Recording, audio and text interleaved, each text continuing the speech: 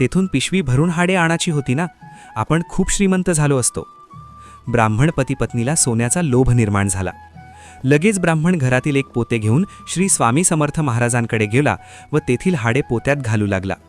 ब्राह्मण स्वामींना म्हणू लागला, महाराज, अजून माझ्यावर कृपा करा, अजून काही हाडे द्या. ते सर्व हाडे सोन्याची होतील व मी खूप श्रीमंत होईन. श्री स्वामी समर्थ ब्राह्मणाला रागवत म्हणाले, अरे कर्मदरिद्र्या, हाडाचे सोनं झाल्यानंतर तुला लोभ सुटला. लोभीपणामुळे तुझ्या घरी गरिबी आहे. हरामखोर, फुकटचे खायला लाज वाटते का? काम कष्ट करून खायला काय होते? चल, चालता हो येथून.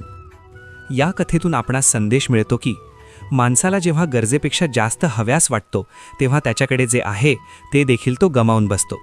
माणसाने प्रगतीची इच्छा धरली पाहिजे, पण त्याचे रूपांतर अतिलोभात होऊ देऊ नये. समाधान हेच सर्वात मोठे धन आहे. श्री स्वामी समर्थ. जय जय स्वामी समर्थ.